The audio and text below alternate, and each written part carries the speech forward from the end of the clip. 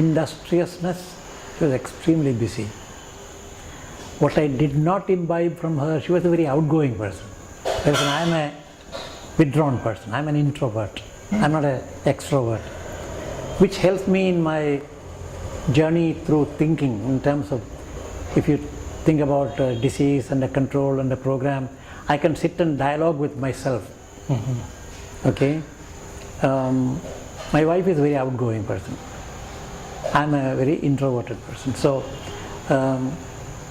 but industriousness, that she was extremely busy, and management, she managed a big household with a lot of land and agriculture, and we had rice and we had sugar cane, making jaggery, cows, okay, and unflustered management. Again, I have seen that, so I'm unflustered when it comes to any kinds of problem. Every problem can be solved. How about your father? How do you remember My father him? was rather like me in the sense that very thinker, philosopher, idealist, giving freedom to children, teaching us responsibility. These are the values that I have also imbibed in my life. So these social justice issues, never hurting an animal. You know, kids pelt stones at garden lizard and frogs and anything that you can see. Never at home. We're all taught to respect all life forms. Very cultural in India. Never hurt anybody else's interest. So between your interest and other people's interest, if they come into conflict, the rule is other people's interest first. Okay? Those kind of value systems were homegrown. Today, I mean, my sons have imbibed a lot of that. But today... Is because you consciously teach them, or is it they observe you and they learn? You see your parents in action. You see how they respond to various circumstances, various occasions when they have to respond. How, so you learn that. You don't preach. Nobody learns from preaching. Children learn by seeing role models. True. How parents behave. So your father was church reverend. He was an English professor in the college, and so he never had the parish responsibility like most reverends do.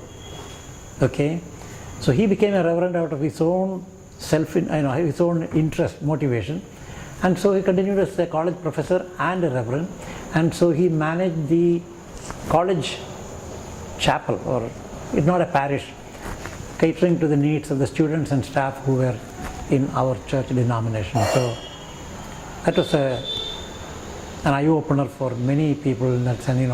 You are not a reverend to be employed by the church to work in a parish. You can be a freelance reverend. No income out of being reverend, but you fulfill the spiritual needs of a community.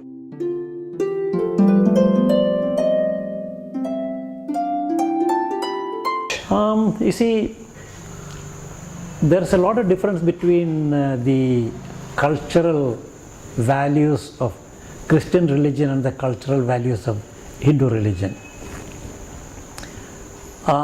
Yes, I'm aware of both. I balance both, and my sense of service to the community, my sense of research for the sake of teaching. You have to create evidence for teach.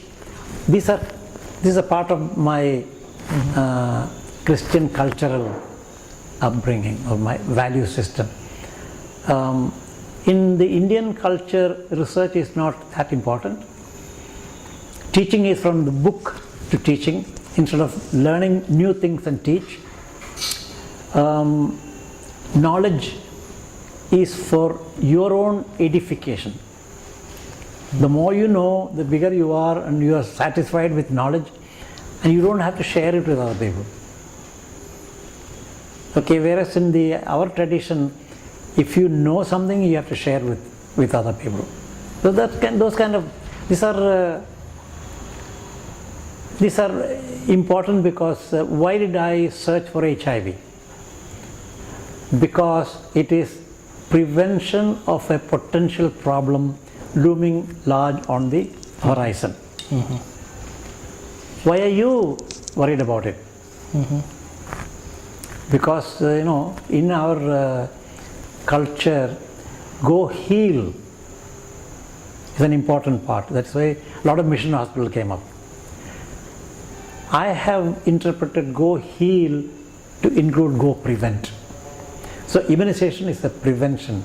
It's a religious duty. I mean religious, not in the sense Religious of way of doing it. Yeah, it's a religious within quotation marks, not religious, but it's a value system in which you have to prevent disease in others if you know how to prevent disease.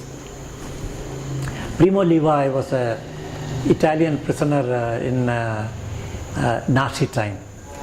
He wrote a lot of things, and one of the often quoted saying that he had is, if you see torment and if you do not prevent it, you become the tormentor.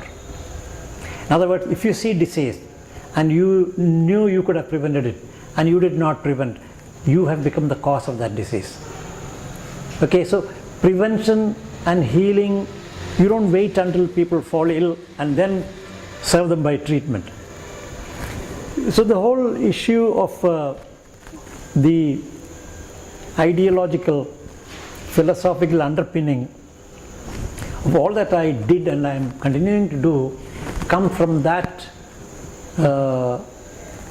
ideology that your calling is to heal, and to heal means to prevent and heal. You don't wait until people fall ill. So public health and epidemiology come natural to me. Okay.